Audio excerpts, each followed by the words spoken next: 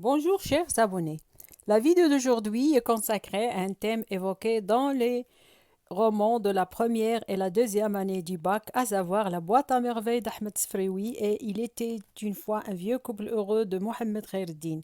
Mes vidéos sont adressées à, on peut dire, à tous les élèves qui voudraient bien sûr profiter des idées en rapport avec les romans qui sont au programme pour pouvoir rédiger des sujets en rapport avec, bien sûr, ces romans-là.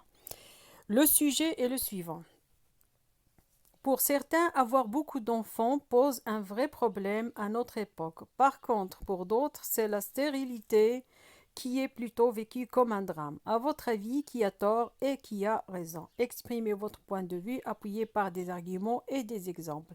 Donc, vous voyez bien que le thème de la stérilité ainsi que famille nombreuse sont bien sûr inspirés des romans, que ce soit de la première année du bac ou de la deuxième année du bac libre.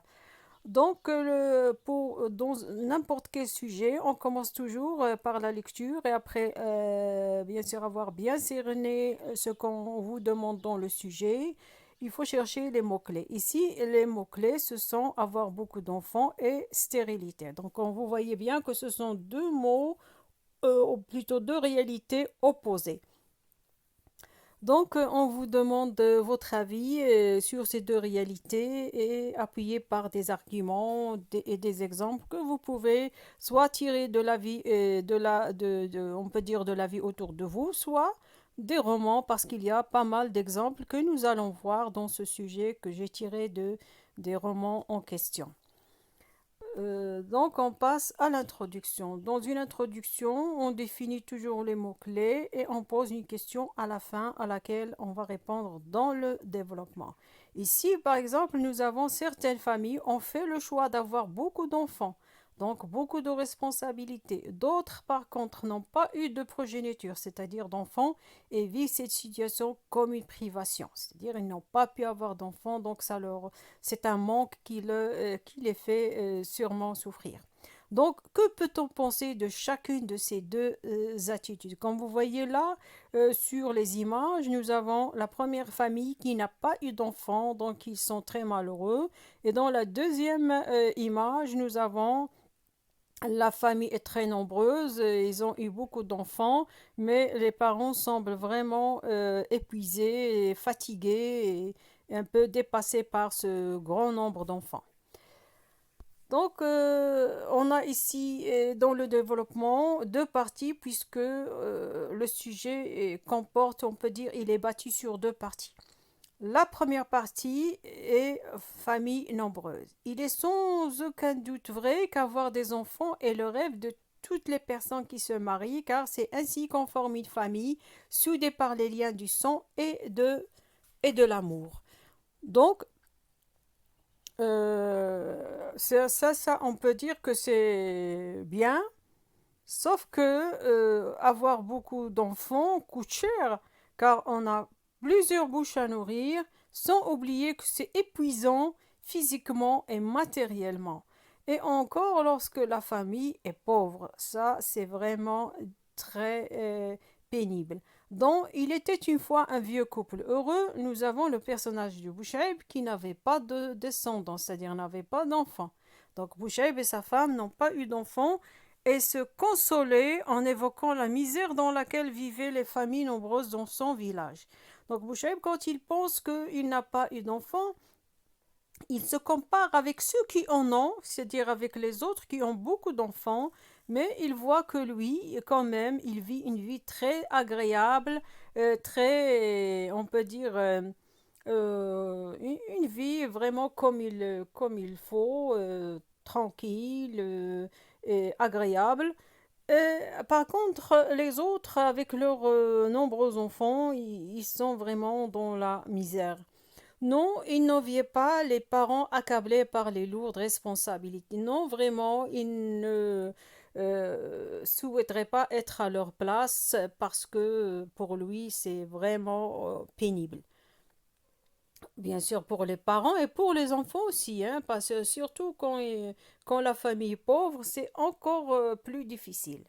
Cependant, là, on passe à la deuxième partie du développement, à savoir là, ceux qui n'ont pas d'enfants.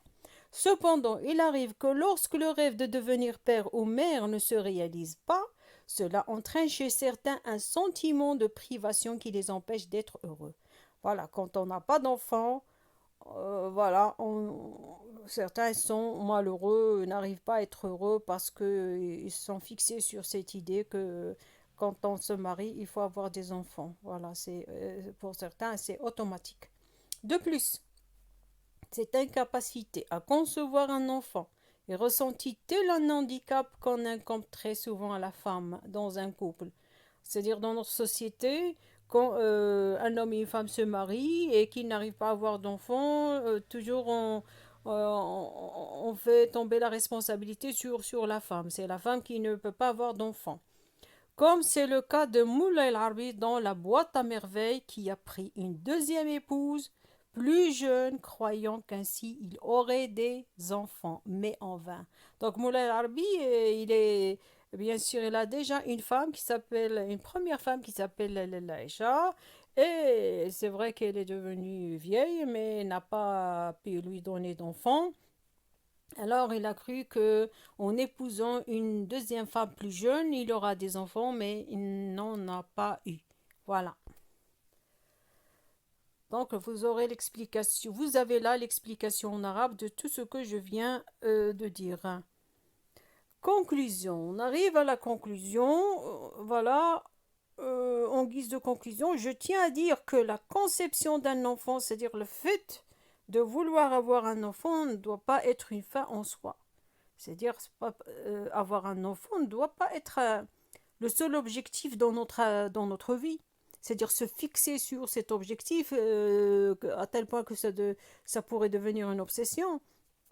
D'ailleurs, on ne peut pas affirmer que tous les parents sont heureux. Il y a des parents qui ont eu des enfants, mais ils ne sont pas heureux. Peut-être n'ont pas eu, ils n'ont pas su bien éduquer ces enfants et ces enfants sont devenus vraiment, on peut dire, la source de leur malheur. Parfois, ça arrive. Enfin, un enfant est un défi ou un pari de toute une vie que chaque père ou mère doit absolument gagner au nom de tous les sacrifices.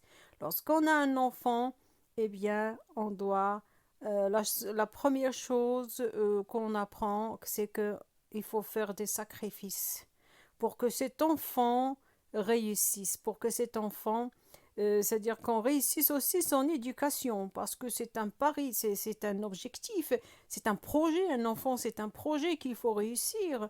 Et on n'a pas droit à l'échec. Parce que si on échoue, on va être malheureux jusqu'à la fin de ses jours. Donc, ce n'est pas facile d'être père ou mère. Voilà, ma vidéo est arrivée à sa fin. N'oubliez pas de vous abonner si vous ne l'êtes pas encore et likez la vidéo.